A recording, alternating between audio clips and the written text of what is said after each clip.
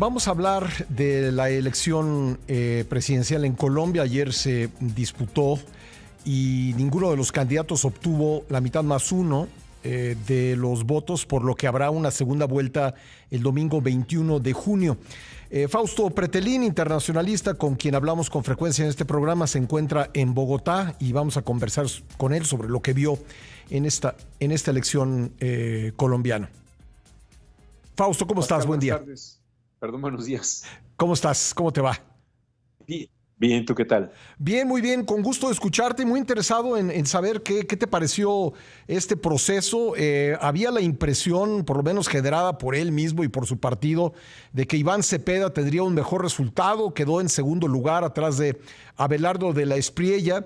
Ambos van a segunda vuelta y pues ya empezaron las distintas voces políticas a formarse detrás de los candidatos que disputarán la segunda vuelta, y llama mucho la atención también el mensaje de ayer del presidente Gustavo Petro diciendo que no reconocía los resultados.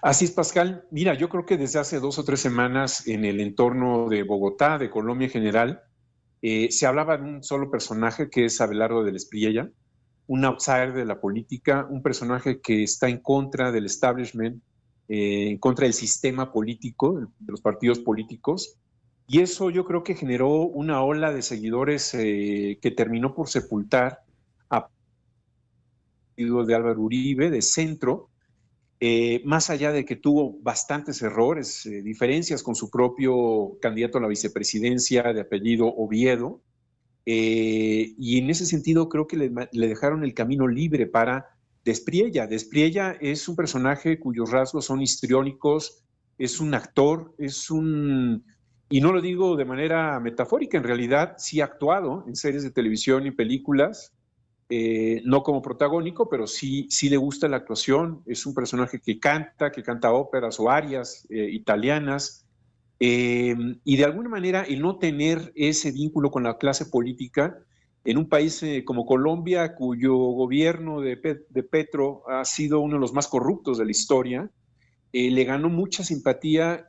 Y por el otro lado, Iván Cepeda, el candidato del Pacto Histórico, es decir, de la coalición de partidos de izquierda, del que proviene también Petro, hizo una campaña demasiado soberbia, es decir, él no quiso debatir, él no quiso dar muchas entrevistas, no estaba en el ambiente electoral las 2 semanas anteriores a las elecciones de ayer.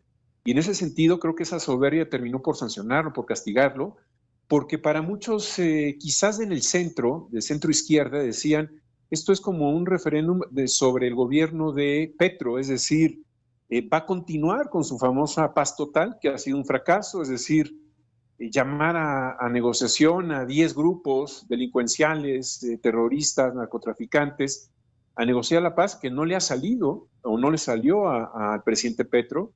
Inclusive Iván Cepeda fue precavido en el sentido de que sí fue crítico primero de la corrupción del gobierno de Petro. Miremos a su ministro del Interior, que es uno de los personajes con más perfiles de maleante, ¿no? De corrupto, Benedetti, de apellido.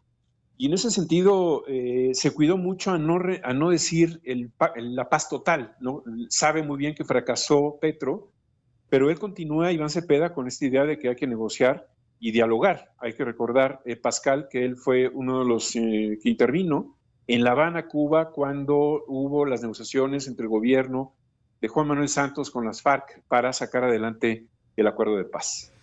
Bueno, y por supuesto, lo que... Perdón, adelante, por favor. No, te quería comentar lo de Gustavo Petro. El comentario que subió a su red social, pues habla de un personaje que no sabe perder, un personaje tramposo, y sin lugar a dudas, a quien más daña seguramente es al propio Iván Cepeda, porque digamos que toda la jornada electoral fue limpia, el órgano electoral actuó de una manera rápida, como es su costumbre, y de una forma, con un sistema que hace 4 años le dio la victoria a Gustavo Petro. Entonces no tiene por qué está de alguna manera cuestionando la legalidad como jefe de Estado, por supuesto. Justo sobre ese punto opinó esta mañana en la conferencia en Palacio Nacional la presidenta Claudia Sheinbaum. Si nos permites, vamos a escucharlo y voy a pedirte tu opinión en función de lo que te tocó ver allá. De acuerdo.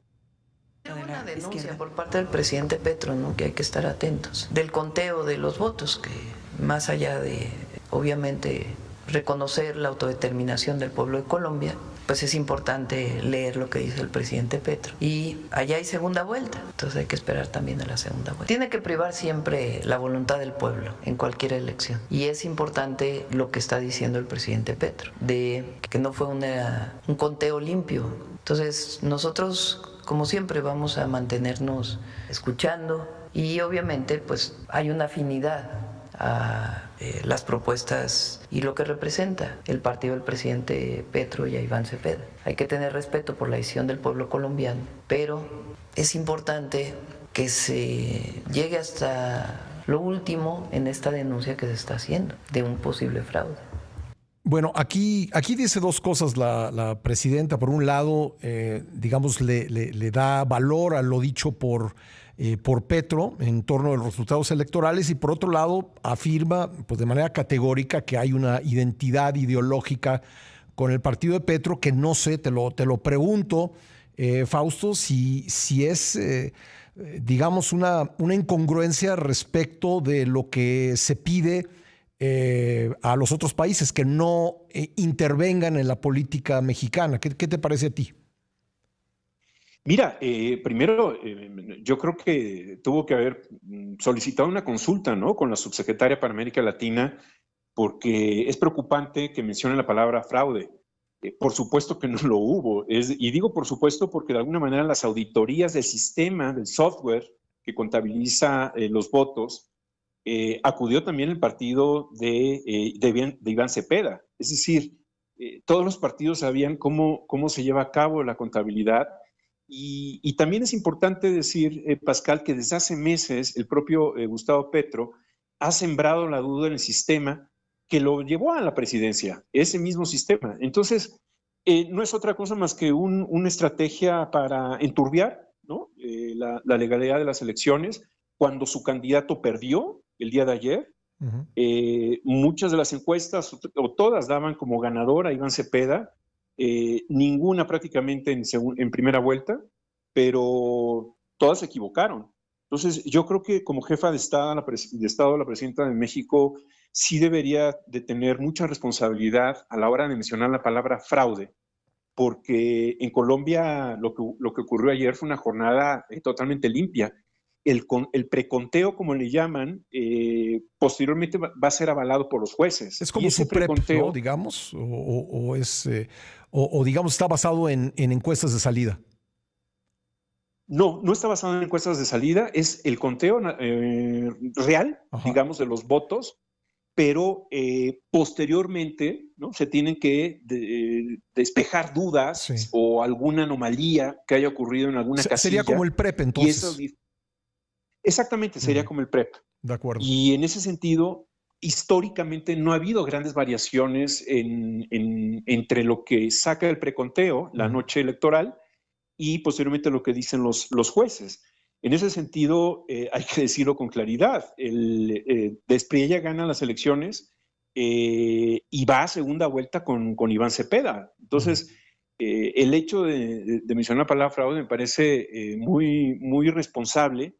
Y sobre todo, la gran pregunta es qué hace una subsecretaria de América Latina si no tiene la información y le provee la información de lo ocurrido el día de ayer a la presidenta Claudia Sheinbaum. Bueno, pues vamos a estar atentos. Va a ser muy rápida esta nueva fase de campaña. El 21 de junio son las elecciones en segunda vuelta, así que habrá que estar atentos a lo que ocurra en estos días y seguramente estaremos platicando. Fausto, te agradezco mucho que me hayas tomado la llamada desde Bogotá. Saludos, Pascal. Gracias. Buenos días. Gracias, Fausto Pretelín, internacionalista.